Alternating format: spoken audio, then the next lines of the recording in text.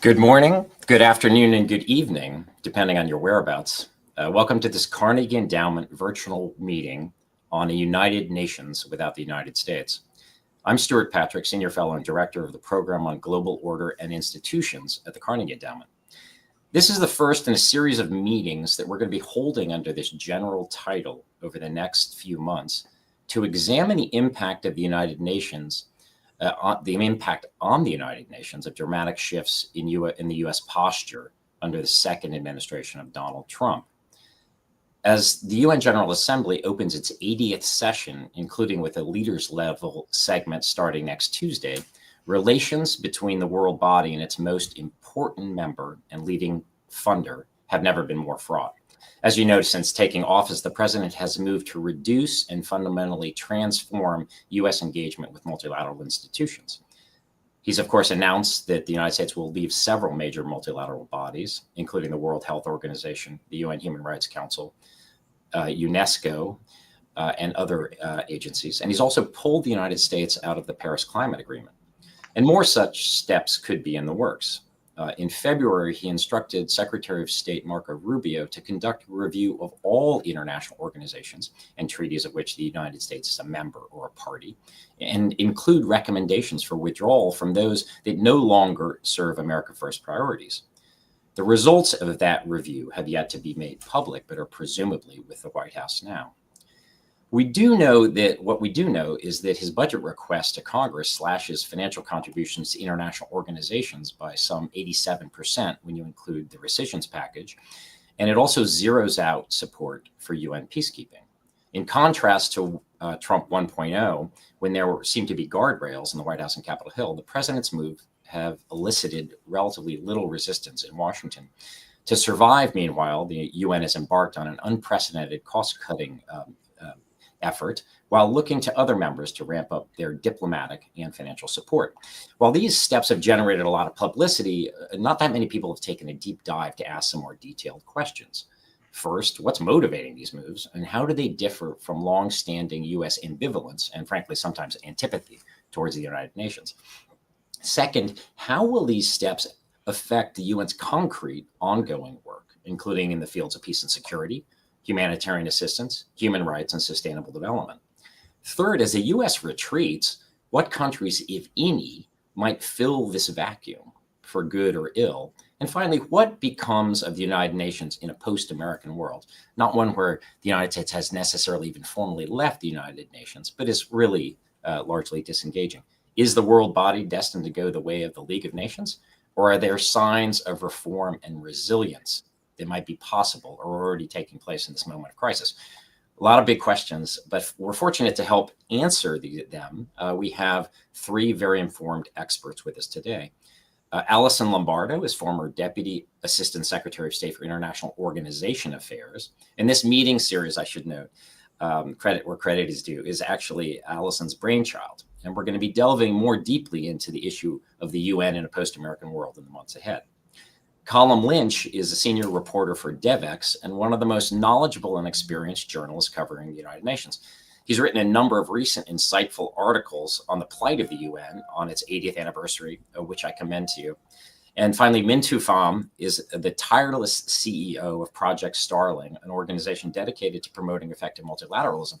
She's had a distinguished career in and around the UN system, and also, I'm delighted to add, is a non-resident scholar at Carnegie and a frequent collaborator with me on all things multilateral.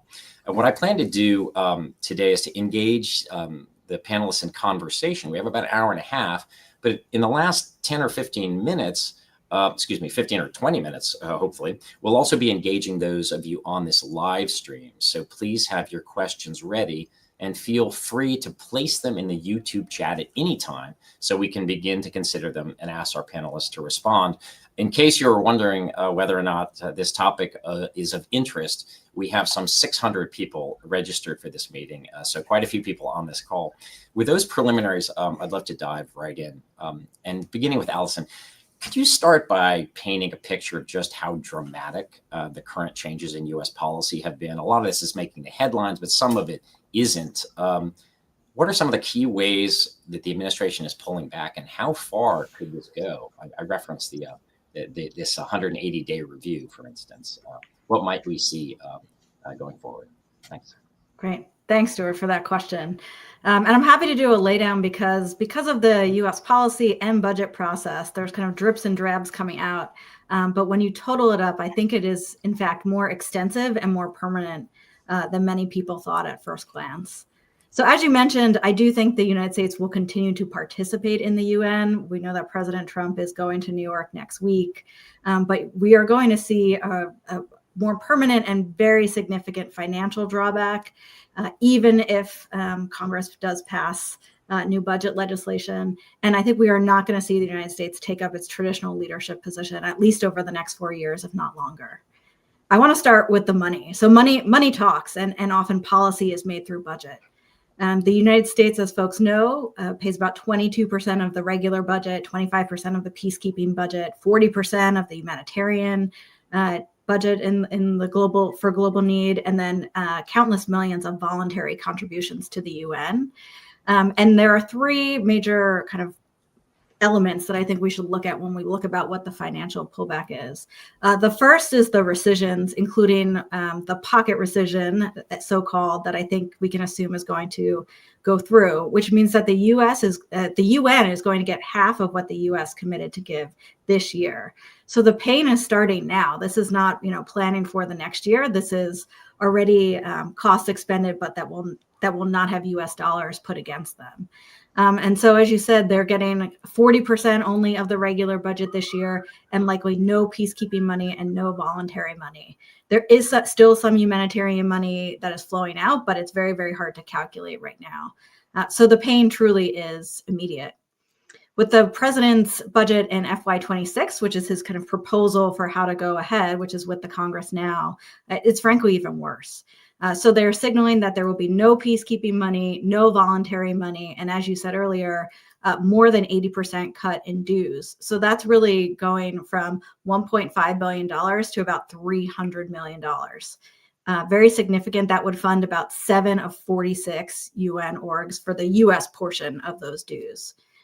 And while that's not done, that's going to sit with Congress, and we can get back to that. As you noted, there hasn't been a significant pushback, certainly on the rescissions, and still some discussion going on about what that might look like. And then third, I want to mention what I'll call the wraparound funding. So while the UN is both an implementing partner for US programs and foreign assistance, but also often doing complementary work. And we've seen with the demolishing of USAID and with the pullback in foreign assistance funding, we've seen a lot of that program money go away. So imagine OHCHR is funding a human rights program in Colombia. And while the United States might not fund that program, they are putting money towards rule of law programming, judicial programming, democratic governance programming in Colombia. That wraparound programming that's all associated, that ecosystem is going away and pulling back in a dramatic way in a variety of situations around the globe. So it's not really counted against the budget, but I think it absolutely has a compounding effect. And while there's about a $3 billion America First opportunity, probably slush fund, it's unclear where that money is going to go. And in my view, somewhat unlikely that you'll have a lot of proponents inside the administration making a push to give that money to multilateral institutions, given how kind of isolated and targeted these UN programs have been. I will say just quickly on the funding that the humanitarian picture is a little bit more unclear. World Food Program is down 90% this year, and that's very, very significant. But there was a commitment by this administration to continue to do some humanitarian programming because it is needs-based and because of the pots of funding. There is still money going out the door, and advocates are pushing very, very hard for particular programs or types of disease programming, but it's very hard to track. So we don't have a full pulse on what that will look like. And I wanted to note that I think it's going to be very hard to add this back in. So while you say maybe this is 4 years or it's going to be moderated, once something comes out of the budget process, putting it back in involves a lot of work with Congress. You have to advocate. And like I said, the politics of how multilateral institutions are treated right now is very, very difficult. On the political side, I do think you're seeing it with the withdrawal, but also the level of effort put into focused on the UN. You will not see this administration play a traditional role. And while they may participate, I don't see them using the UN as a tool to lead on major initiatives. So we've seen the withdrawal from the expected organizations that you mentioned, World Health Organization, UNFPA, the Human Rights Council. And in some ways, that's part of the natural push and pull between Democratic and Republican administrations. It happened under Trump 1. We expected it to happen again. And you also do see the administration signal slightly both with the budget and what they've put in their plans to participate in organizations that are aligned with both business and security interests. So interestingly, ICAO, which is the civil aviation organization globally that helps planes fly around the world, and maritime organization, which helps with 90% of boat transport around the world. It seems like the administration is going to fund and participate in those, thankfully. It also looks like they've funded the IAEA, the nuclear agency, and so that's a good sign for nuclear security globally. And they have put some both funding and political weight behind the International Telecommunications Union, supporting an American candidate for the leadership. And that's in part because that's where the new rules of AI and emerging tech are going to be written. So they have made some clear markers of where they intend to participate. But particularly, you've seen them pull back very aggressively on all development and human rights programs and architecture. So unprompted, they came out to denounce the Sustainable Development Goals that have been long globally agreed. No real reason for them to need to do that, but they felt that that was an affront to American first policy. And they're also pushing back on gender norms that have been long agreed. And while some of that is expected, they've taken it quite far with pushing back on the use of the word gender generally, which is mainstream throughout many UN texts for decades now. The other point I would make on the U.S. leadership side is also personnel. So we still have Mike Waltz, the nominee for the U.S. ambassador to the UN, needing to come out of committee. It does not look like right now, at least, that he'll make it up before high-level week, which is quite unusual, and certainly a politically wounded figure. And you've also got cuts to the State Department, almost all of the multilateral teams working on economic issues and human rights issues and on regional issues. So you've seen a real pullback and kind of depression of the expertise of within the institutions of the rules and procedures and negotiating in these multilateral bodies. And I think that will have a long-standing impact on U.S. ability to lead. Thank you so much, Alison. Wonderfully comprehensive and really good to get a sense of the financial changes, as well as sort of quite an a la carte approach to which institutions to support and not. I just want to flag also that, of course, the reductions in funding and anticipated reductions in funding fly in the face when it comes to assessed contributions of the UN Charter. And so there will be, in addition to an arrears crisis, in a sense, a legal crisis brewing, I think, as we go forward. Colm, you spent decades as a UN watcher, seeing crises in UN relations come and go. So I'd love your reflections on how this current crisis compares with what you've seen in the past and its impacts on the UN. I know that I sort of foreshadowed that the Secretary General has obviously been trying to respond but in some controversial ways, I know, with respect to UN staff and UN agencies. I'd love to get your sense about how this has changed what one might have imagined for the UN at 80 commemoration and celebrations. Thank you. Right. Well, thanks for having me, Stuart. So the way I used to really look at it in the past is you would see that the United Nations would sort of pass through periods of enormous influence and power and activism into periods where we were all talking about how irrelevant it was and that it had no future. It was going the way of the League of Nations. So, in George W. Bush 1, you saw him, often saying disparaging things about the UN, how it was kind of pointless and that they needed to sort of go around the obstructionist UN to deal with the challenges in Iraq, right? And then you would see them swing back in periods where, they had played a major role in writing legislation, the Security Council, that forced countries to change their anti-terrorism laws. You saw them approving, the first Gulf War, an amazing sort of demonstration of power and influence. And it goes on and on and on, and then it sort of dips, and then you see it come back.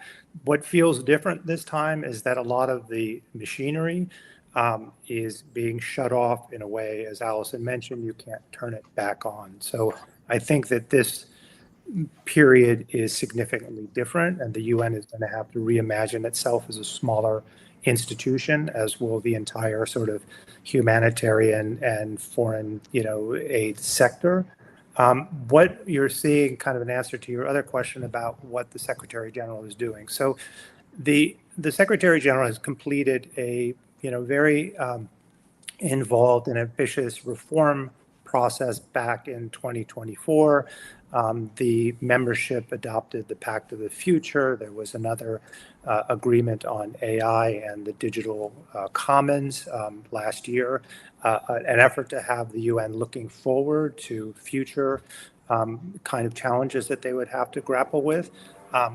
In March, the Secretary General then faced with these enormous cuts. You started seeing them first, the pain with the humanitarian agencies, the agencies that were basically operating mostly under voluntary funds and projects, which, when the US funding was cut, they had to stop. You had thousands of people let go in UNHCR, in the International Organization for Migration, lots of people in UNICEF and so on. So, you see a lot of these cuts happening, and then the Secretary General kind of responds with this new reform initiative, which was UN 80, comes in three parts. One is things the Secretary can do to save money, to improve efficiencies, things like, turning down the heat during the summer, imposing hiring freezes, that sort of thing, not leaving vacancies vacant. And that's been something they're doing for quite a while.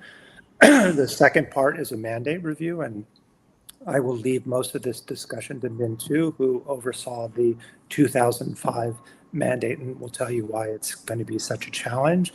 And then the third piece of this is a structural reform that would involve things like merging different UN agencies, lessening duplication, and that sort of thing.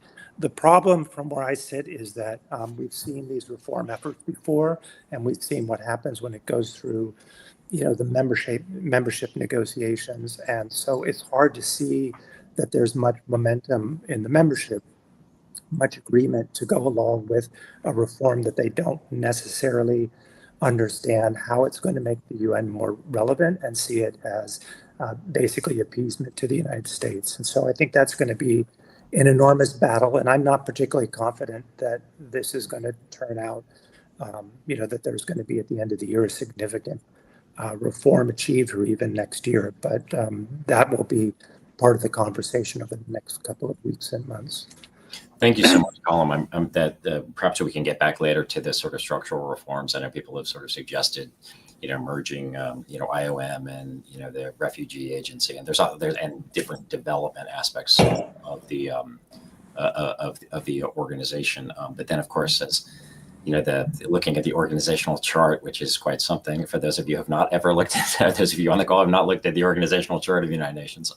One of the things that strikes you very quickly is also which organization, which agency, where do these agencies actually and departments actually report to, and what kind of constituencies, whether in UNGA or UN General Assembly or in ECOSOC, would be what coalitions would have to be formed to actually approve those sorts of things.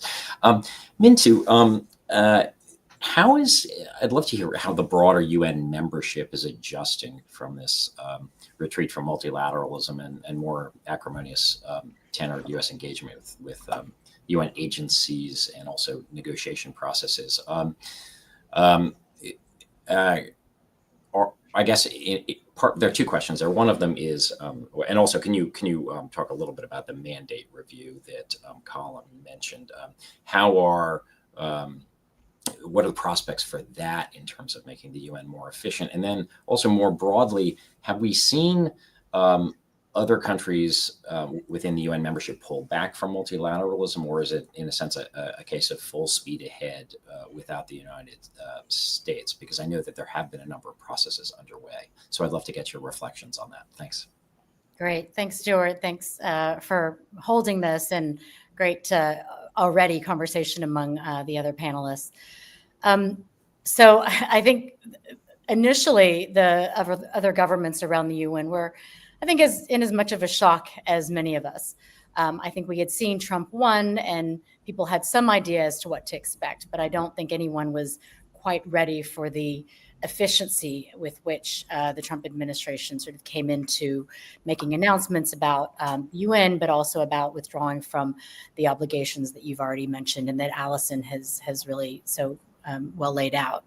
I think notwithstanding the crisis that the budget cuts that she's laid out is going to impose on the UN, I think the general mood since, after the kind of initial shock was that, in a way, maybe a lot of developing countries were sort of expecting it.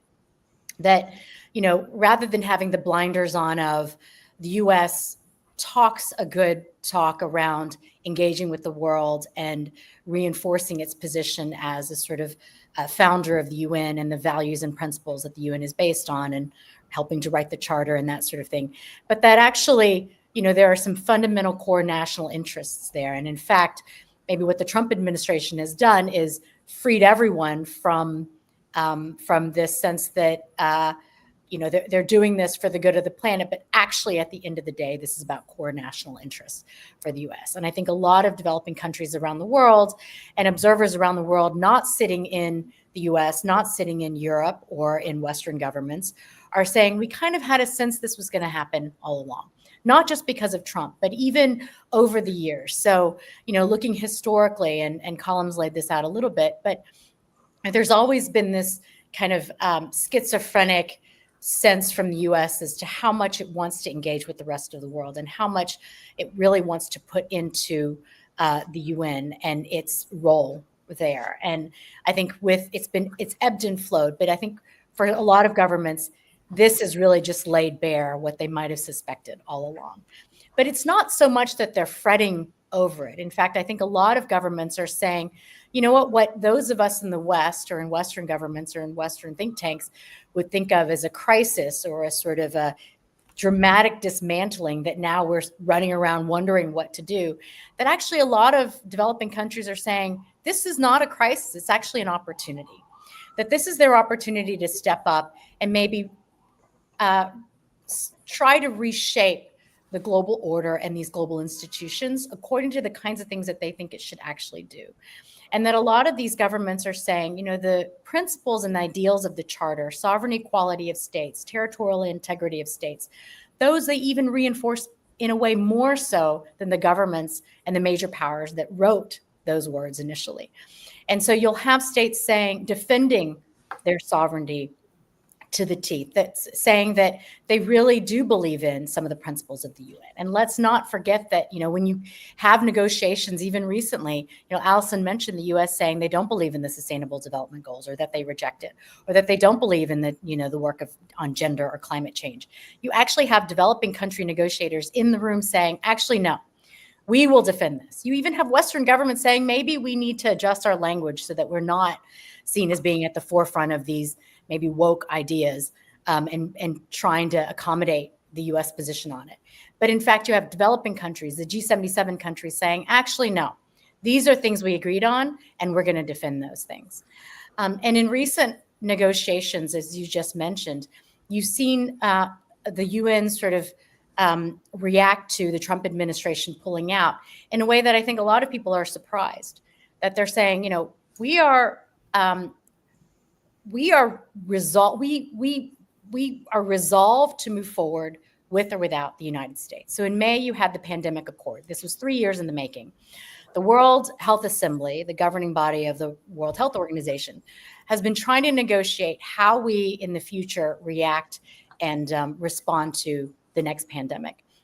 And there are a lot of quite political issues around equity and access, and what happens when developing countries provide their data on on biological data on what's happening with pandemics, and that when the Trump administration withdrew from that, it became a foregone conclusion that that would be a legally binding agreement. And, the pandemic accord, even under the Biden administration, it was not assured that the pandemic accord would be legally binding. But once the Trump administration withdrew, it became a legally binding agreement. Over the summer, you had the financing for development negotiations. And this is really where governments, for the first time since the dismantling of USAID and the reversal of commitments for development aid from donor countries. It's the first time that governments around the world together could sort of opine on development finance. And on the very last day of the negotiations, the US withdrew from the negotiations and said they were not going to show up in Sevilla, Spain, where the negotiations were taking place, or where the conference culminating in this was going to take place. And what you had was, in a sense, governments saying, okay, yeah, we expected the US was going to withdraw, and we're moving forward anyway. And in fact, even if the European Union and maybe other Western governments had certain lines in that document that they disassociated themselves from, they didn't use that opportunity of the US withdrawing from it to say, oh yeah, by the way, we also still disagree on these things. They were silent. And so it really demonstrated that the rest of the world is ready to move forward with or without the United States. Now we'll see what the impact of these agreements are. I think, it's not great that the US is withdrawing, but in a way it's a little bit of a, we sort of expected this and we're just going to move forward. And then lastly, I'll say that, what this has started to show is that you have a UN that's moving toward a sort of a UN of the global majority, where the vast majority of governments around the world are asserting themselves, are saying, we want to have a say on debt issues. We want to have a say on global tax cooperation. We want to have a say on Palestine. We want to have a say on humanitarian. And that even if we have not been the makers of the system all along, we are going to assert ourselves. And it's been interesting to see what India, South Africa, Brazil, G20, the COP processes, where those have been going. So on the one hand, you have a UN of, I think, a global majority. And then on the other, you have a defiant and sometimes rogue United States at the UN. And then you have the rest of the world trying to figure out, how do they manage within this? So on a vote like Palestine, on a vote like, as I mentioned, the pandemic accord, or the high seas and the oceans conference, or financing for development, governments trying to figure then how do they navigate between these. I can go into mandate review, but maybe I'll stop there and we can pick that up. That's absolutely fascinating. It'll be interesting to think a bit about what posture the United States under the Trump administration takes going forward. In a recent piece, I outlined a number of different sort of postures that it could take, including spoiler, including defector, as you've sort of described it, to characterize. I would characterize the movement in Sevilla. At sometimes it could be, in a sense, a reactionary reformer when it tries to sort of push and perhaps in league with other conservative nationalist-minded governments, tries to push to eliminate woke behavior and woke language on the part of the UN. So it'll be interesting to see the degree to which that occurs. I do think you mentioned that the countries are going to move ahead with or without UN. In fact, I was told that Indonesian diplomats actually refer to this as the U2 doctrine, that regardless of what the United States is doing, we are going to move forward with or without you. So a very interesting phrase there. And I'm getting the impression from all three of you that, notwithstanding, obviously, there's been long-standing ambivalence about international institutions and multilateral cooperation. A book I wrote was called, The Sovereignty Wars: Reconciling America with the World. We've been trying to do this since warnings against entangling alliances and et cetera in the founding days of the American Republic. But it does seem that this perhaps is a more of a moment of rupture than we've seen in since 1945 in the history of U.S. relations with the world body. One could imagine, I mean, we've discussed this. I've discussed this with a couple of you. That if another administration comes back in, let's say Republican or Democratic in particular, comes back in and says, as Joe Biden did, "We're back," I think that there would be that would be greeted with some level of derision. But I don't know if anybody wants to pick up on that. Otherwise, I'm on the historical aspect of this. Colin. Well, one thing I don't know.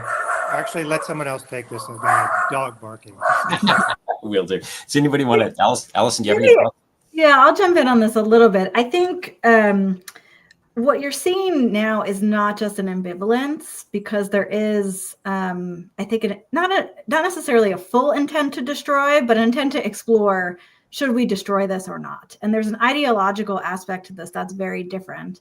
Because across administrations, there is this U.S. exceptionalism. Oh, we're going to reform this, and we're going to lead this, and we're going to be kind of the exceptional bull in the china shop here, getting what we want done. I think that's absolutely true. But often it was, if we can't use it, let's just ignore it. We'll send somebody there, we'll pay our dues, and we'll just kind of like let it roll along. But now you've seen the US objecting even to national days, right? Like, this is an intent to destroy. Not that it's not just the UN is not just not a priority, it's a problem. And so I think that puts a spoiler role in here that's a little bit unpredictable from what we've seen in the past. And I think, as you said, with this potential review that isn't out yet, there's just a lot of lingering questions, because it could withdraw a lot of things. It could say, these are a few things we need to try to actually kill. Or you could see what we've seen with American universities, this kind of aggressive transactionalism, where there's some kind of picking on different institutions to negotiate something, to either give funding back or to exert some kind of pressure in other ways bilaterally to get something that they want. So I do think it's a bit of a wild card, because this is more ideological than it's been in the past. Fantastic. Turn to Colin. I'm back. Clearly, your dog had some thoughts on this question. Yeah. We just didn't understand them. Yeah. So, anyway, the point I was going to be making is that Allison talked earlier about the pocket precision, the impact that was having on peacekeeping, and then the 2026 budget talking about zeroing out funding. And that's a great example of why folks at the UN are absolutely puzzled about what the US wants to do, right? So this week, the U.S. is working on trying to push forward an anti-gang resolution, creating a force in Haiti. A couple of months ago, the U.S. led negotiations over the extension of the peacekeeping mandate in South Sudan. The U.S. mission diplomats have been, urging parties to respect peacekeepers in the Democratic Republic of Congo. So there is this sort of ongoing kind of disconnect between what the diplomats are doing and what OMB is doing, the Office of Management and Budget. It feels like the Office of Management and Budget, which did a lot of the same things back in Trump 1, is in the ascendancy, as we mentioned. But it's still, clearly this battle is not won, and it's just bizarre to see the Americans pushing for, a $200 million peacekeeping operation at a time where it's talking about cutting out all the money. So I think that, we don't have an ambassador here. I'd heard conflicting things about whether he would be confirmed, whether Mike Waltz would be confirmed before UNGA or after UNGA. We don't have a foreign service officer as the deputy, as the mission has always had in the past. We have a political person in that role, someone who long history of working for Fox News as a commentator, but not really on foreign policy issues. Now, until recently, is the spokesperson for the Secretary of State, but not people who really kind of know the UN. Waltz probably has more foreign policy experience than the others, so I think that one of the issues here is maybe it's not as bad as it is, and it depends on who you're listening to, right? Yeah, and maybe just one more point on the historical context. I entered the UN 20 years ago when we were going through a UN under, I think, existential crisis. At least it felt so at the time, where the UN, and Colin remembers this when he was over at the Washington Post, the UN seemed to be in the headlines almost every week around, this was post-Iraq war, the at least according to the Security Council and the Charter, illegal intervention in Iraq. And a lot of countries saying, wait a second, if the US can just decide to go in and invade Iraq without authorization from the Security Council, what then does that mean for the UN? And by the way, when Kofi Annan says that Iraq war was technically illegal according to the Charter, you then had members of Congress in Washington going after him and calling for him to resign. I remember, so this was my introduction to the UN. And my portfolio in Kofi Annan's office was the US relationship with the UN. And it just felt like this bombardment every day, the headlines, and they would pull out, a sort of unfortunate kind of program at the UN, the Oil for Food program, to use that as an example of mismanagement, waste, fraud, and abuse of the UN. And it kind of distracted attention away from what the US had done in Iraq to the sort of management and, problems that they thought plagued the UN. And in a way that sort of, was effective at the time, or at least it made us all think this was an existential crisis because the US was hegemon at the time. It was undisputed. The US was the world's hegemon. And now 19, 20 years later, that's not the case. And obviously we're moving into a world where there are a lot of other powers, or at least other powers, and there's contested sort of US global leadership. And so then what does that then mean if the US pulls out all the funding, the cuts that Allison mentioned? I think a lot of governments are saying it's going to be a pretty dramatic hit, but does that mean the UN will not exist anymore? This is the conversation in 2005, 2006, right? Would the UN exist anymore? Whereas now it's maybe a smaller UN, maybe a UN that's just focused on those core things that it should do or does well. And maybe it's a UN that's more about developing and reinforcing norms, the sort of norm setting role, the agenda setting role of the UN, and less on the delivery and the implementation of those things, because there's just going to be less money. But I think no matter what, you do see an assertion of other governments stepping into it. Now, they don't have the capacity at the moment to fill in the funding gaps, but they are asserting themselves. And I think, so that is where it is slightly different. I don't think you're going to see the UN completely disappear, even if it were to move to another location or get kicked out of the US. It's not that same sort of level of crisis. And I think also indicated by the fact that we're not always at the UN in the headlines as we were. Mintu, let me, before I move on to sort of what to anticipate from this, Unga, can you talk a little bit about your experience that Colin referred to being one of the point people on the mandate review?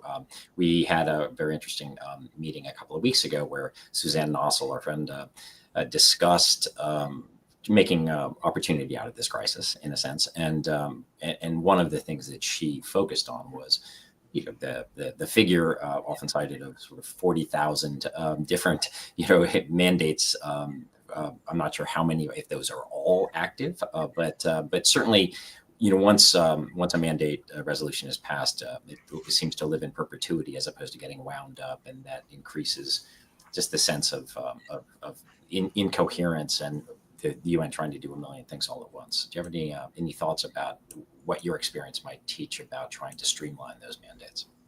Sure, Stuart, you're reopening old wounds here. I have scars that I've tried to recover from over the last 20 years or so from that experience.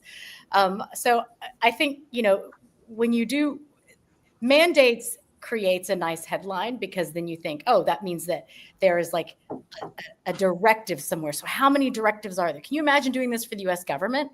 I mean, how many hundreds of thousands of mandates has Congress given, or that the executive branch has given to the system? So, it's a bit of a false way of thinking about what is it that the UN does. And really what they're trying to do is say, maybe what the UN does, there's just too much of it. There may be duplicating activities here and there. But I mean, I think that's a challenge in any bureaucratic, in any bureaucracy. But for this one, it becomes this sort of lightning rod for criticism, because of course, there are going to be thousands of mandates. There are going to be thousands of things, activities, everything from a mandate that created UNICEF, put on equal playing field as a mandate that said, let's write that report. I mean, totally different things, but each of those things, that's two mandates, right? That do completely different things. So in that context, just to say, I think it was a not the wisest decision to decide to do the mandate review the first time around. I unfortunately was designated to be in charge of that back in 2005. This was a directive from the World Summit outcome of 2005. And by the way, that World Summit outcome was basically the culminating negotiation after the sort of crisis of oil for food, the Iraq War, and even before that, Rwanda, Bosnia, Kosovo, Iraq, Afghanistan. What does the UN do? When does it intervene? Millennium Development Goals. So it's supposed to sort of culminate into what should the UN be focused on and how do we reform it to get it to focus on those things. And one of the things that came out of that was the responsibility to protect, creation of the Human Rights Council, creation of the Peace Building Commission, on down the line. So big things that now we talk about as if they've been institutions that have been around the UN for a while. And among those things was a mandate review. It was a bad idea then. I can, attest to that. And I don't think it was a great idea this time around because, as I said, it puts on equal playing field a mandate to create something like UNICEF and a mandate to write a 16-page report. And then what that does is then it obscures actually the actual work that needs to happen to reorganize and rethink what the UN should do. And so one major lesson back then was, well, first it was just, well, what are the UN's mandates? So I hired a team of 10 retirees, pulling them back into the, to work on this project, and 10 graduate students, and said, okay, let's read through every UN resolution and but back then we didn't have AI, we barely had databases, right? To then type out, the mandates. And so we came up with about 9,000 mandates. And as I said, everything from writing a report to creating an institution. But what that ended up doing, I realized that was not what we should be doing. What we should be doing is looking across the system and say, what are our priorities? What does the UN do well? Figure that out first, and then work out what is it currently doing to make that fit into what we think it should be doing. And that's the same thing that we should be doing this time around. And one thing that we found out was that every time 193 governments or 15 governments in the Security Council get together and they decide on a UN resolution, they negotiate, here's a problem, we're going to try to figure out ways to solve it. They then have the secretariat or, UN staff and officials say, here's what the UN's been doing on it, and here's what we think you should be doing. But they don't really have a good idea because we just don't do proper program evaluation across the system as well as we should. And so then governments are just deciding on things because of the political context. We have to respond because this is a crisis. And so we need to be seen as having done something about it. And then we'll default to asking the UN to create a meeting or to do a report on it. And that has not changed in the 20 years that the UN has been operating since the first mandate review. We haven't changed how governments are understanding what the UN does to then be able to adopt new mandates on it. So lesson is we need to focus on the vision for what we want the UN to be doing and then figure out the rest of it. So I think this should be a forward-thinking exercise, a forward-looking exercise. How do we adjust the ways that the UN, the member states, understand challenges, understand what the UN is currently working on so then it can adopt a new mandate? If this current mandate review that the Secretary General has announced looks backwards and decides, let's relook at the thousands of mandates we already have and start there. What's going to happen is you're reopening old wounds where these governments have been negotiating. These governments have been, negotiated resolutions over the decades really carefully. You just think all of the machinations of foreign ministries getting together to figure out what should this paragraph say, what verb should we use, multiplied by thousands of times. And by the way, the governments that negotiated mandates back then, resolutions back then, are not the same ones that are in power now. And you're asking governments that are in power now with a different political context to revisit what others had done in the past. So it's just an exercise for poisoning the well of any kind of trust building or confidence building for the really hard work that's going to have to happen, which is let's just refine what the UN should be doing in the future. And then secondly, I think what the Secretary General and what I hope a group of leaders in the UN will do is just create that vision for what the UN should be. Figure out what only the UN can do, and then make it work better. So that then when you have these budget cuts, you're not trying to cross the board, have the UN do exactly the same thing, but just less of it. But you're really just cutting out those things it shouldn't be doing in the first place. Thank you so much, Mintu. That's wonderful, wonderful historical context as well. And you have some things that sound good might in practice be counterproductive, as you're suggesting. I want to shift now to this UN General Assembly in terms of sort of what we can expect and or what what signals it might send as well. And I want to start with Colm on this question about President Trump. And actually, you know what? I'm going to start with Allison for USG, given her USG position, and then move to Colm. About when President Trump speaks from the UN podium, I guess I'm interested in what you anticipate his message will be, and will there be particular topics or themes or issues in the news that he's going to emphasize? One could imagine a back to basics sort of approach. One could imagine him focusing on particular conflicts in the world or some of the dysfunctionalities that he sees in the UN, in the UN broadly speaking. What are some of the messages that you might imagine he's going to focus on? Yeah, Stuart, you're asking that question like there's been that traditional kind of months in the making process for this big speech. And I don't think we're in an administration like that. Mm-hmm. The president is happy to get to New York and stand at the podium and wave to his building across the street. And there'll be a few things on his mind. But it's not clear to me that he realizes he's proposing that he's not going to pay the dues. And I don't necessarily expect there to be a dramatic anti-UN message.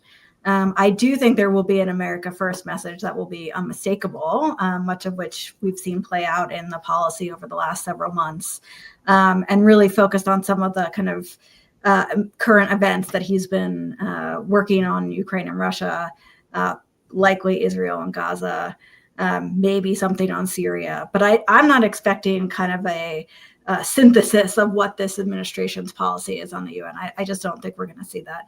But Colm may hear more in New York. Colm, do you have any thoughts on this sort of message? I would bet on one thing he's going to say, and that is that he's ended more wars than the United Nations in its 80-year history. So there will be lots of boasts, and he will make the case for the Nobel Peace Prize. And I would be shocked if he doesn't. It isn't true, but that's beside the point. So, I mean, my sense is, I think Allison's right. Like, I don't know what's going to be in the speech. I think they will attack the things that they have been attacking at the UN. You can tell, like, they don't have foreign policy people in the team. And they have a lot of people who are sort of champions of the culture war, political people. So DEI, they'll be attacking SDG, underscoring the importance of sovereignty. That was a message that Trump made before, but I would think that there will be a lot for, his domestic constituency and a lot of the culture war stuff, gender issues. I'll be interesting to see if he weighs in on the Secretary General race, which is coming up. But the suspicion is that the Americans are kind of leaning towards Rafael Grossi, the Argentine head of the International Atomic Energy Agency, and that is, in a sense, is a position that would be contrary to what many in the Latin American world are pushing for, which is the first female candidate of the United Nations. And the Trump administration has made clear in negotiations over a number of issues that they don't want to give any privilege or advantage to a female candidate, and they don't want any language that reflects that.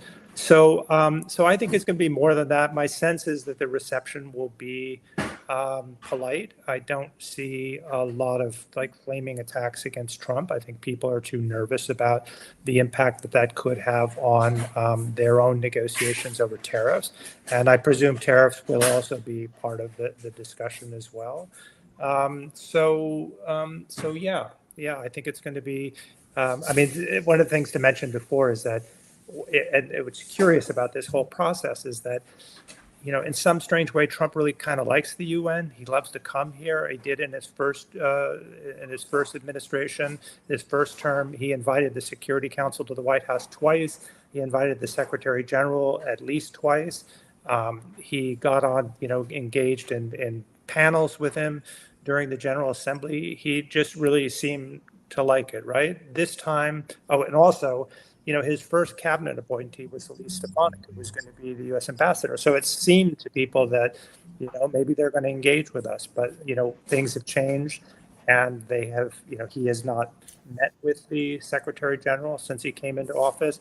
They have not spoken by telephone. I don't think he's spoken to Rubio either. So a lot of neglect from Washington over the last several months. So everybody will be waiting with bated breath to see what he's got to say. Yeah, it's very interesting, the comparison between the contrast between the charm, a bit of a kind of a mutual charm offensive, but certainly from New York with respect, and from Mr. Gutierrez with respect to Donald Trump in 2017. Obviously, U.S. sovereignty was a big feature in the first speech that he gave. We mentioned it. It was his 21 gun salute. He mentioned it 21 times during his speech.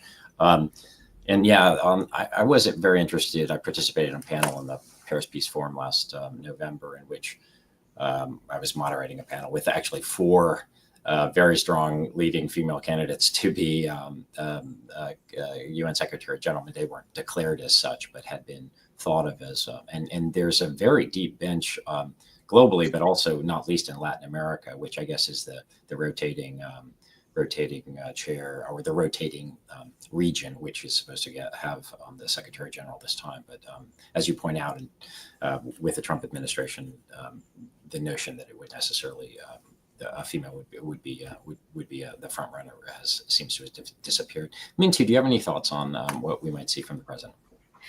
Yeah, maybe just on the Secretary General's role. I know there are a lot of advocates wanting to have a woman. There are a lot of member states that want to have a woman Secretary General.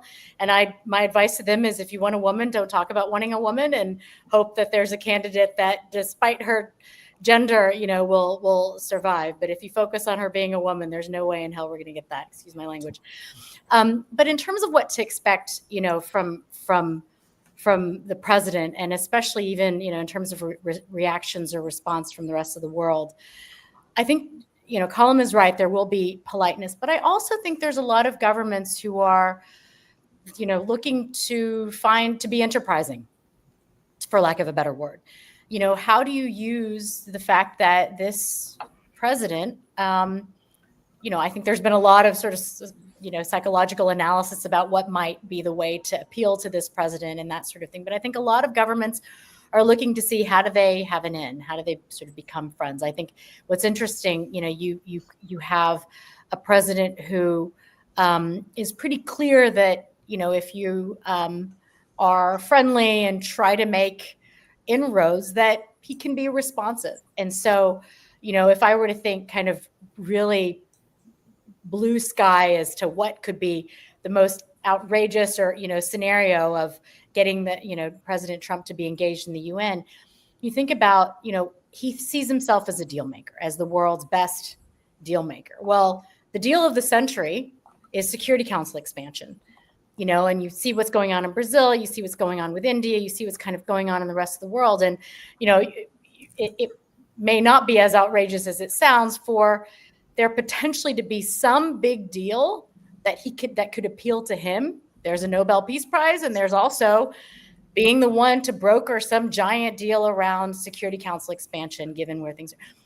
I mean, I know that sounds outrageous, but just trying to be. So I think there are countries that are going to try to be, enterprising, all the way from that to like anything on down. And I think that's what is going to keep, people's eyeballs on what might be happening in and around the UN in the coming weeks. And by the way, when Mike Waltz does, if he is ultimately,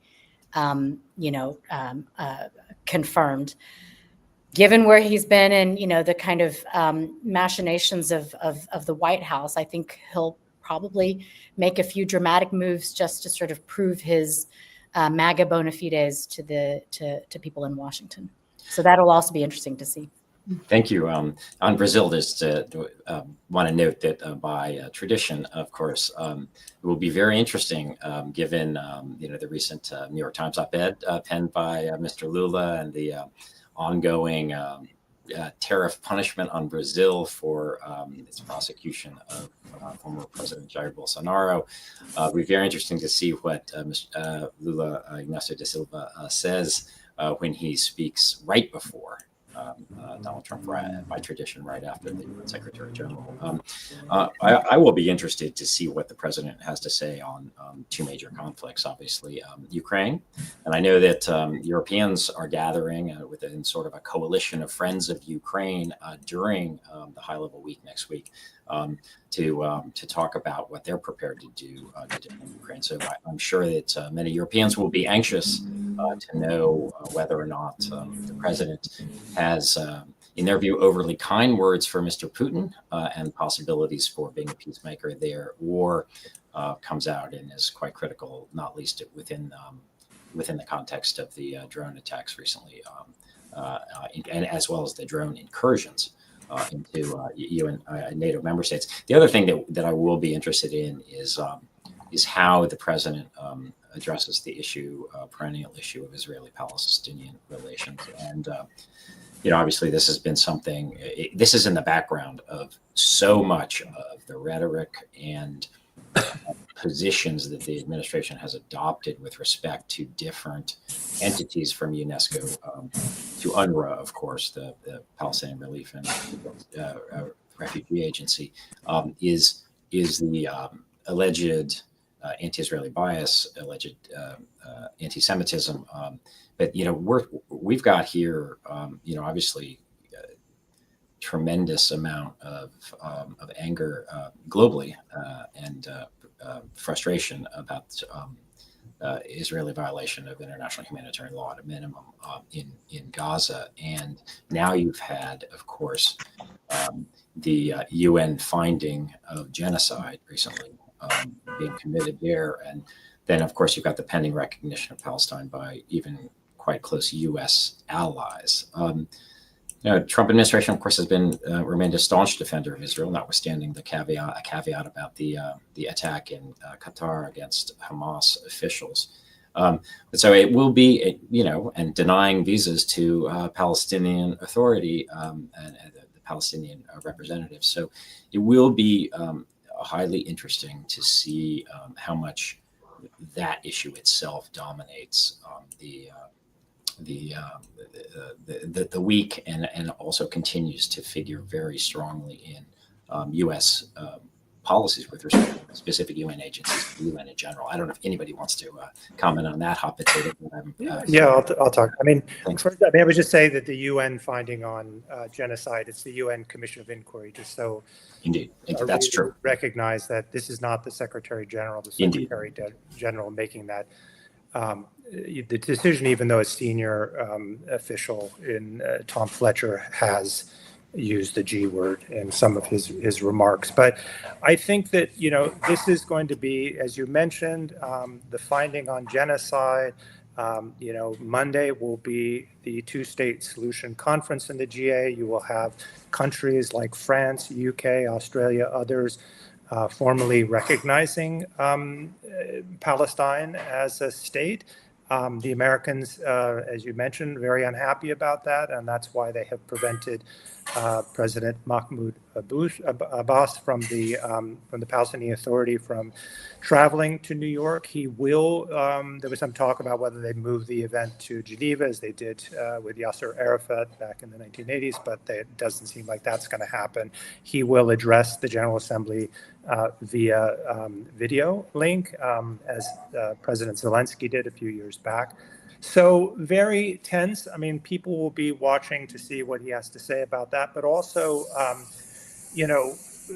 Prime Minister Netanyahu loves to come every year, and he loves to, take on the UN membership, right? And so the real question is whether he uses this act of unilaterally recognizing Palestinians as a kind of trigger for making some announcement involving annexation in the West Bank, right? So I think that, and he has said things, he's hinted at the possibility that there would be some sort of reaction to this unilateral move. So that's going to be really interesting to see whether that comes to pass. That's fascinating, and also thank you for the clarification. Absolutely right. This is the genocide finding was not from the UN Secretariat, and thank you for making that clear. Let me pick up on another topic, a column starting with you, But I'm interested in talking about China, which, given some of the moves that we're seeing, China could presumably be a big beneficiary of the administration's relative disengagement from the UN. And of course, that is particularly true when it comes to funding, right? I mean, my understanding is that if not explicitly, being the UN's biggest funder comes with some prerogatives in terms of being able to put more of your senior officials in particular places. Now, towards the end of the first Trump administration, there was in my view, slightly belated recognition that if you actually cede the field and don't engage in multilateral diplomacy, other countries, including China, will eat your lunch. And so some sense of worry all of a sudden that China was stealing a march in the United States at the United Nations. Do you see signs of Beijing already taking advantage of this perceived U.S. abdication? And also, do you see a sense that the Trump administration is attentive to that risk?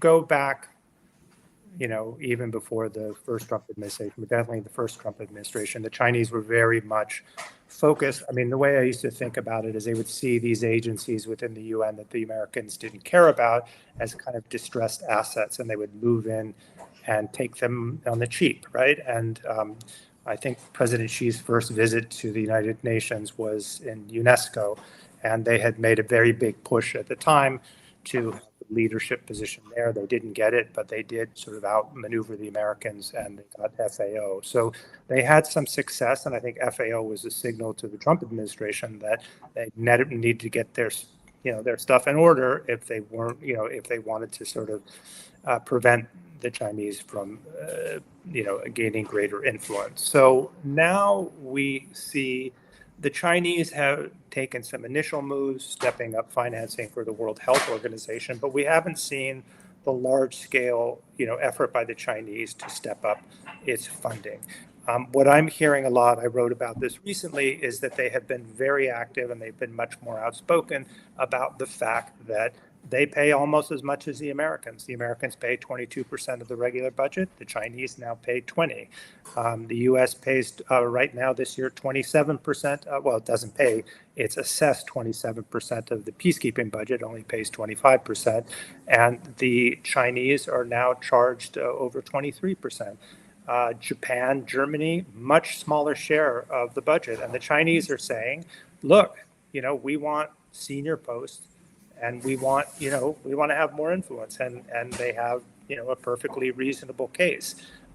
They also, what they have been doing, something I think that they have been more proactive than the Americans, is on sort of low-level positions. They have something called the Junior Professional Officer Program.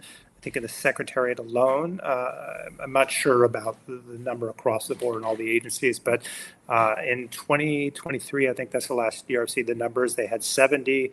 The Americans had 20-something, I believe, on interns. The Chinese in that year had over 700 interns. The Americans had over 500. Everybody else has had kind of a tiny, tiny fraction of that. So I think they've seen the value in gradually establishing themselves as players. One of the things that's really striking too is that their ability to kind of align their interests with the G77 has improved. The Americans, are against sustainable development goals. Like in the UN, that's like, mom's apple pie. It's a central kind of part of UN's DNA. Diversity, that's what the UN is all about, diversity. So I think that they have been pretty skillful, and they haven't really had to do that much to align themselves more with a lot of the membership. And there's a lot of, at the UN, is a numbers game, right? In the General Assembly and so on. In the Security Council, traditionally, the original P3, which was the US, France, and the UK, generated all the legislation, were the most activists in the Security Council. US not working so closely with the Europeans now.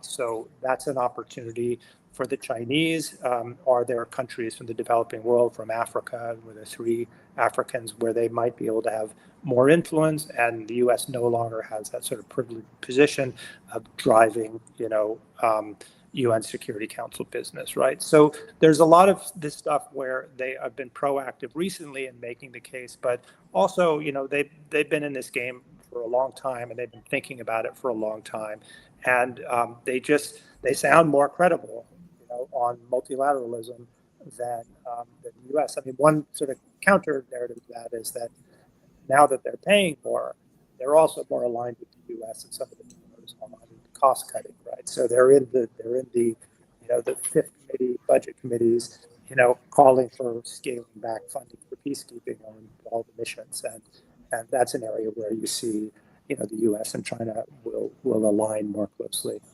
Great. I want to go to Mintu and then to see if Allison has comments, but just on picking up on that point, I do think that actually I'll go ahead and go to Mintu, and then I'll come back to that. Okay.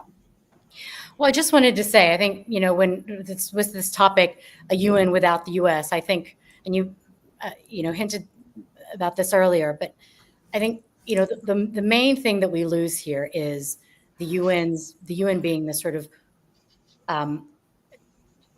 main place where human rights norms are reinforced, and then tried to, and we try to impose some sense of accountability, or at least reporting on human rights issues.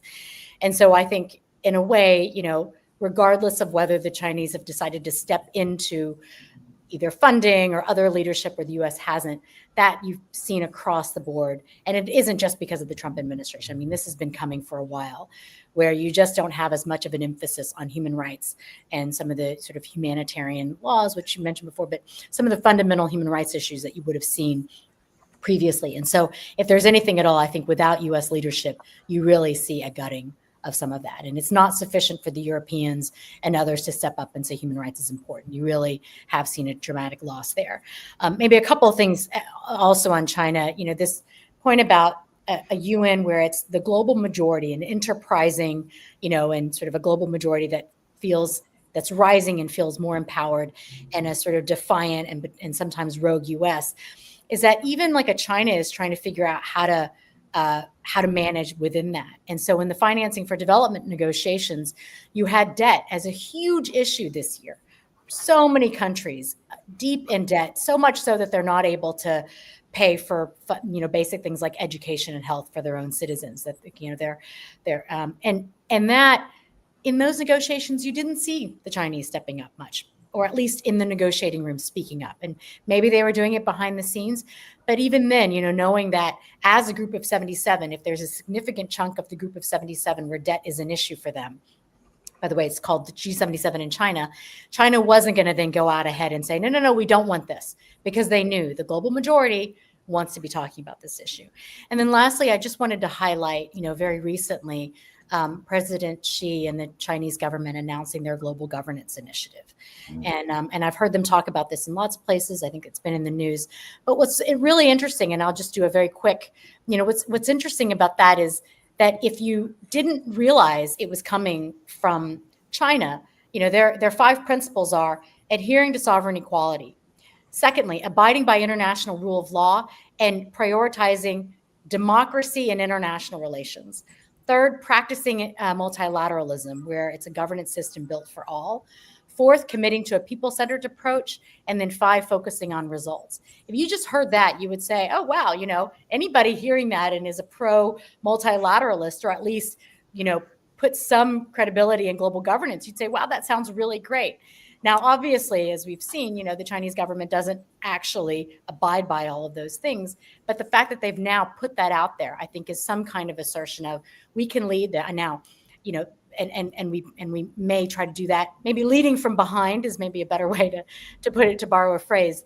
But we also need to remember that the Chinese are in part responsible for the fiscal crisis that the UN is going through right now. So it's not just the fact that the US pays extraordinarily late, or isn't going to pay at all, but that also the Chinese have been paying so late, such that by the time they do pay, the UN isn't able to spend the money, and then it goes back to the government, to China. So I think, we're sort of hedging here, Chinese leadership, but also, and they're emphasizing that they do pay a lot, but by the way, they're also partly responsible for the fiscal challenges.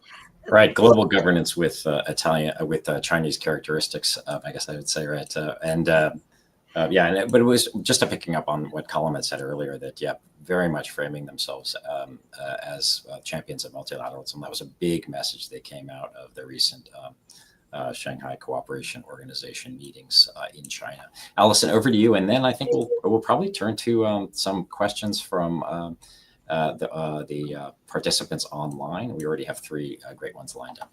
Allison. Great. Yeah, I just wanted to respond to that because I think you have seen in the past the United States be willing to push back on China and those narratives in a way that other states are not often willing to, whether they think it internally or not. Particularly, I think on the different initiatives, Belt and Road and the Civilization Initiative, and now governance, saying we're not talking about the same things. And it's very hard from the countries who are benefiting from some of that work to say, you're undercutting the individual human rights system by talking about it this way, or you're changing things. And so without the United States there, you've got a lot of financial entanglements that mean a lot of that's going to ride. And I think that's unfortunate, particularly in the human rights space. So the United States was the one kind of raising Xinjiang with partners, but really could take those kinds of risks that other states are not willing to take. And so you've seen the United States formally pull out of the Universal Periodic Review, a key part, since the early 2000s of the human rights infrastructure, whereas China showed up. And so whether you think that's a legitimate kind of constructive process or not, you still now are going to have empty space and the ability to point just in a strategic communications way to say, the United States is the only country in the world who isn't even going to bother to show up. Even North Korea shows up.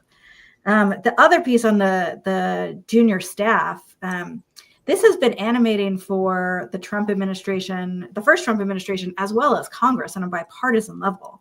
So new money was put forward years ago to start building up that JPO program, to advocate for American leadership of these agencies.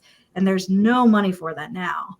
And so the question in my mind is the China argument kind of, and the, leaving the blank space and the Chinese will take it, is that going to animate Congress anymore? It really has on a bipartisan level in a strategic way. But when you have an administration making kind of tactical and transactional decisions, it seems to just be left on the cutting room floor. And I worry that, years from now, that a lot of that space is going to be ceded if there isn't congressional pushback. But frankly, we haven't seen it just yet. So I'm hoping that some of those arguments at the more strategic level make their way through. Yeah, it would be very interesting to see whether or not Congress, not only in this issue, but sort of rediscovers its voice in some ways in acting as a moderating influence. I mean, that is obviously one of the huge differences from Mr. Trump's first term, when you had people like Senator Bob Corker and others, Republicans on Capitol Hill, who exercise some restraint on what the administration was doing. Let's turn to some questions online. Here's one which is somewhat provocative. Can the United Nations consider moving its headquarters away from the United States to Geneva or another place? And would this move affect the U.S. in any ways? And of course, one could imagine that happening not necessarily at the impetus of the United Nations itself or its member states, but indeed for an impetus on the part of the U.S. government. So you may want to take that on as a possibility.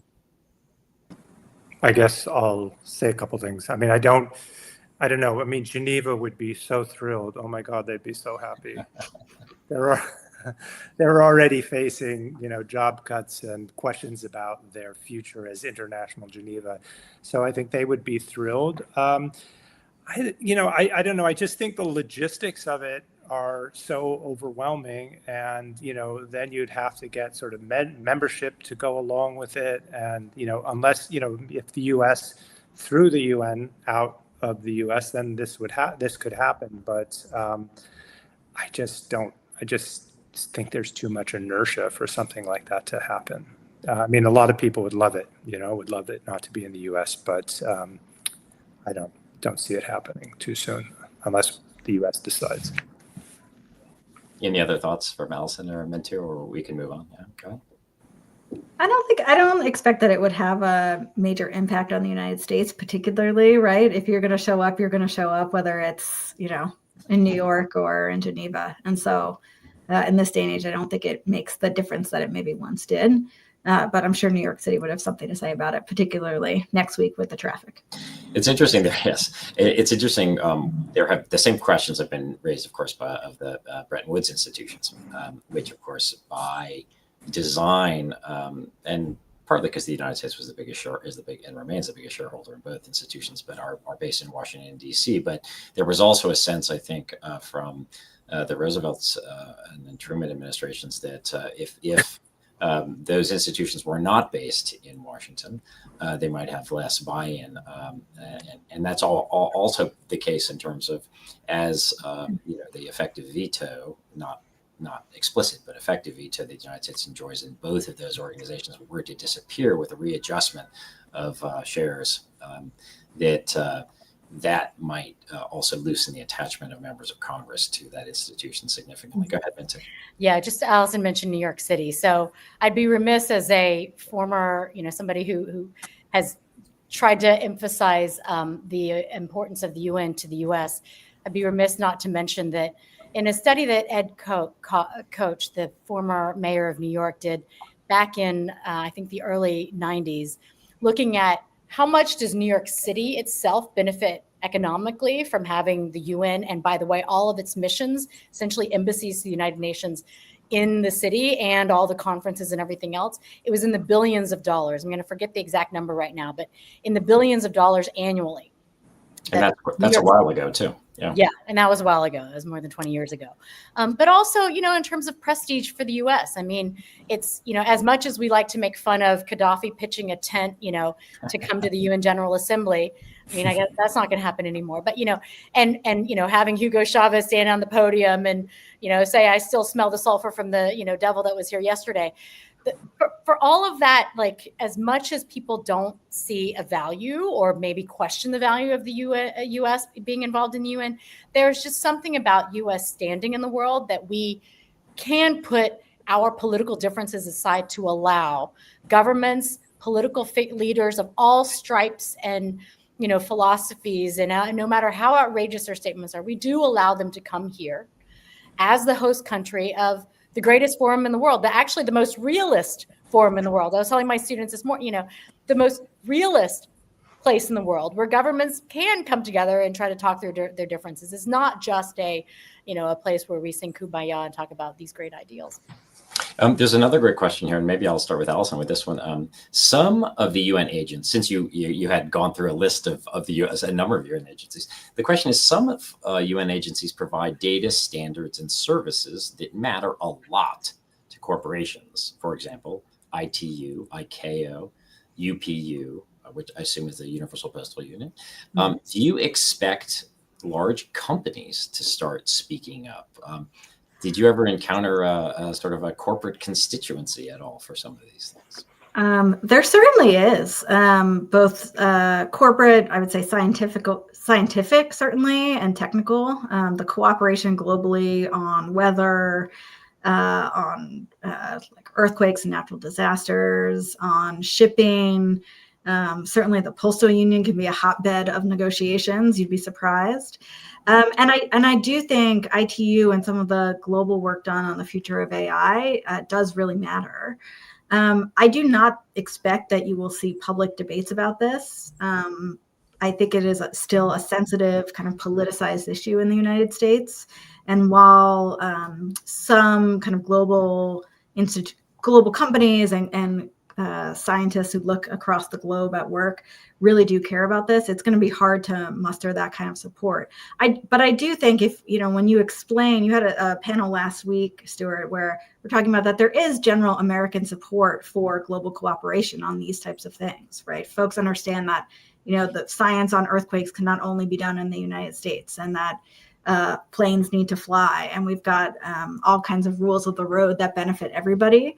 And so I do think there is some constituency for it, but you've got to do a lot of explanation. It's very wonky, very technical. And some of that might be done quietly on either the Hill or with the administration, but you won't see a groundswell of public corporations coming out, I think, in support. We've seen it around different issues in the past, and other folks, climate, you saw that kind of took off even without the administration in the past, but I'm not quite sure what the next issue might be. Mintu might have a thought on this. Yeah, and I'll just say that, yeah, the other thing is that when it comes to some standard setting bodies, there has often been sort of polls in this debate that, in some cases the private sector worries that it will be too, in a sense, sort of states or state sovereignty is often translated into state control of these things. And that has certainly been the case when it comes to information technology and communications around the world. Let me, go ahead, answer. I was just going to say, I think just the one, positive here for governments, or sorry, for private sector at the UN, I think they do see the value of the UN in helping to improve the, economic prosperity of developing countries around the world. And those are the new markets for all of these companies, right? I mean, there's only so much so many people in the United States or Europe as customers or clients for your goods and services. They really are expanding to other places. And the more that other regions of the world are in conflict, or their people don't have, the economic wherewithal to purchase goods and services, to use technological softwares and hard, like all of it, that, it limits the market for these, for the private sector. So there are companies that have a presence, or at least some kind of representation around these global institutions. I was just talking to folks at Microsoft. I mean, I think, and they don't look at it as how do we prevent the UN from regulating our industry, but more, how do we find ways to open up access to and improve the likelihood that we have markets in the future. Great. Let me see if I can do a kind of a little bit more lightning round. But here is another question. The U.S. has cut funding and withdrawn from agencies and scaled back peacekeeping, yet blocks Security Council resolutions on Gaza. How does this selective engagement affect the UN's neutrality and authority? We've probably engaged a little bit with that before, but does anybody want to take that up? I'm happy to. I mean, look, this is not a new story. I mean, the U.S. has been blocking action on the Middle East for, decades. And also in the Ukraine, Russia has blocked action on any movement in the Security Council. So big powers, the U.S., France, Britain, Russia, China, all have vetoes, and they use those. Well, the Europeans haven't used theirs much, but they will use those vetoes to protect their interests. And so there's always been, and also, when you talk about what the UN is a lot of different things. There's a secretariat, which is supposed to be neutral and impartial. The Security Council is, inherently political, and it's not neutral. I mean, countries are openly advancing their own interests, and so that would be the biggest difference. Super. Some of the push to eliminate U.S. contributions to international development, foreign aid, and other multilateral commitments has been driven by a misunderstanding of A, how much money actually goes into it, and B, what the tangible outcomes and benefits of cooperation are. How can the UN address this communications challenge and improve public awareness of its work and impact? Member state governments have a role to play this, but the UN cannot just rely on them for this. Certainly this challenge is a perennial one, even for national governments, which sometimes, from what I gather, are legally, in a sense, prohibited from sort of going out and the United States USAID, for instance, to going out and sort of touting all the wonderful things that it does to the American people and actually lobbying the American people, and staying with the State Department. But with respect to the UN, there is a communications challenge here. I'm always struck when you go to a number of countries, you'll see other countries, you'll see that the Sustainable Development Goals, for instance, kind of widely known and appreciated. And, the majority of Americans, I will hazard to guess, scratch their head and think, what the heck is that all about? Do you have any thoughts on that? And let me start with Mintu there, because since you've toiled in the UN trenches for some time. Well, and also I've toiled in the field, and you're absolutely right. When you're in another country, in a developing country, and you look at the surveys, so not just that the Sustainable Development Goals are there, but you drive through the capitals of any developing country and you see the signs of the different UN agencies, and you see the white cars, the white Land Rovers running around with the UN sort of signs on the sides of them. And, that's where the UN really does operate, whether it's a peace operation or a development agency or providing humanitarian assistance. So to this question about what are the tangible outcomes and benefits, and how do you make sure that people understand that, as a communications challenge, if you look at polls, the places around the world where the UN has the highest rating are the places where the UN actually operates. Now, obviously, there's, it's not perfect. And of course, sometimes the UN doesn't do great in a place. There has been mismanagement, there has been some abuses. But for the most part, the areas of the world where the UN operates are the places where it's most popular. And the areas of the world where the UN is seen as not where the issues for people are either peace and security or Middle East, where they see the UN not serving those interests is where the UN is less popular. So to the previous question about peace and security and the Security Council, I think some people will look at Ukraine and say, well, hang on a second, if the UN can't do anything there, then what good is it? Isn't this a dramatic violation of the core sort of principle in the Charter? Versus those who benefit from the UN because of the development assistance that different agencies, funds, and programs of the UN provide. And so part of the communications challenge is really demonstrating clearly how the UN delivers, and whether that's in tangible aid or in having people understand that global cooperation, meaning how governments agree to things, has a direct and tangible impact on their lives. That's really the communications challenge. And sometimes it's complicated. If you don't see the UN truck or the UN personnel handing over food in a humanitarian crisis, sometimes it's a bit harder, and it is an ongoing challenge. But I think when governments then add to, or leaders add to the narrative of, well, the UN is useless, and doesn't pay attention to all of the ways that the UN actually does make our lives better, from landing and flying planes to getting, mail to the right places to, basic standards across the board. I think it is really hard for people to see that impact. It's an ongoing challenge. There are whole institutions that try to do this, but, I think we have to do a better job of understanding where are people's needs, what are the things that people actually see as problems, and then very clearly drawing a through line to how these hallowed halls of institutions help them. Can I ask a final question that's not from the chat, but one of my own, which is one of the things that interests me is whether or not there's space for more disruptive innovation in terms of using this moment to drive long delayed but much needed reform. Obviously, my understanding is that the UN Secretary General has, for instance, implemented a 20% across the board reduction in staff. There's talk about moving some UN employees to other locations, included where there are UN offices, but they might be less expensive, for instance, to Nairobi. Cost-cutting measures.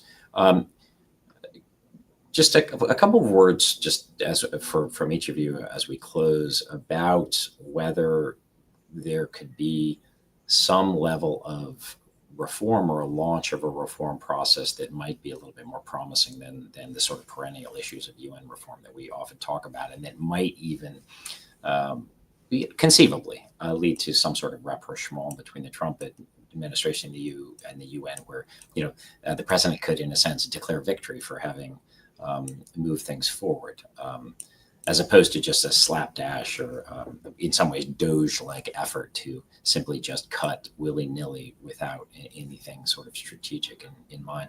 Allison, do you have any thoughts on what that might look like and what the possibilities might be? Yeah, I mean, I think it's necessary. I think Colm said earlier, you're not going to be able to turn the machine back on. It's not just going to be, put the money back in and things are going to keep turning. Particularly in my mind on peacekeeping and humanitarian, the drops are so big, 25% of the peacekeeping budget gone, 40%, maybe a little bit less on the humanitarian side. And talk about reforms in those sectors have been, endless for decades. But now's the time not just to kind of cut back and make deadly choices about who will get served and who will get paid and who won't, but instead do something a little bit more dramatic. I think there's a lot to be worked out, but you will see the systems either kind of turn totally ineffective and just not even, I wouldn't even say muddle through, but I would say kind of disintegrate unless you do something a little bit more radical. Lots of ideas, I think, starting out there, particularly on the humanitarian side, as they got a heads up that this was coming with the U.S. foreign assistance pullback in February, but much more to do, I think, urgently on the peacekeeping side, where the troop contributing countries and others will know that the money is not coming. And so I think you're going to see a lot of kind of unintended effects that the system just can't move forward as it is. Wonderful. Thank you so much. Colin, do you have any thoughts on this? And then briefly. Yeah, I mean, not particularly foreign, but I mean, I think, clearly they have to show that operations succeed and can also be terminated at some point. So, if there is a move, I mean, I think there's reasons to believe that it will not happen, but that if there is a move to address the anti-gang, operation in Haiti, that's an area where they could start to build some trust. I think, one of the areas which is sort of more troubling is that there's a lot of pressure on the UN now to, for instance, cooperate UN humanitarian agencies with the Gaza Humanitarian Foundation, which is the humanitarian or the aid delivery outfit, which is backed by Israel and the U.S., in which the UN feels does not abide by, humanitarian principles and neutrality, right? So, the kinds of things that the UN may have to do to improve its relationship with the U.S. Are things which might involve compromising their basic, norms and humanitarian principles. So I think that, this is very transactional administration, and they want the UN to do certain things. And in the past, the UN has done. I mean, the IOM, for instance, largely operates on the basis of projects which reflect the interest of countries that give them money. But I would think that it would be going more in that direction. If you act as a service provider, it might endear you to the US, but it might, on the other hand, undermine your standing and damage you in terms of your brand and your reputation. Thank you very much, Colin. Mintu, any just very brief final comments? Yeah, so I think, a lot of us look to the UN for what it does on conflict prevention, conflict resolution, and where it's failing on that, people then define the UN's credibility based on it. And so I think first and foremost, if anything comes out of this reform process or any reform, it has to be to reinforce the UN's peace and security architecture. That doesn't mean just the Security Council.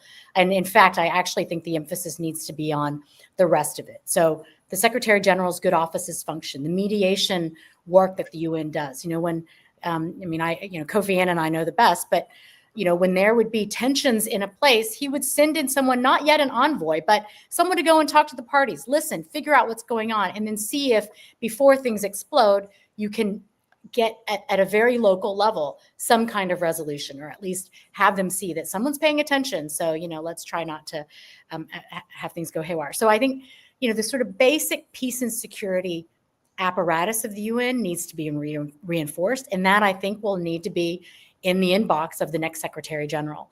I think this Secretary General could have done better on that. I know people around the system have been looking for that kind of leadership. And I think on peace and security, that number one. Secondly, on development. So if you have the UN reduced by 20 or some odd, percent, then I think it's not just, let's just do that across the board. But what are those core things on development and humanitarian that only the UN can do? I think it's norm setting, it's agenda setting, and then lend that legitimacy to other institutions to do the delivery. But we've got to do that. And then last but not least, unless we really finally get a more efficient and better run UN with potentially expiration dates on mandates and that sort of thing, I think you're still going to have these conversations over the years. But sometimes reform only happens at the end of the barrel of a gun.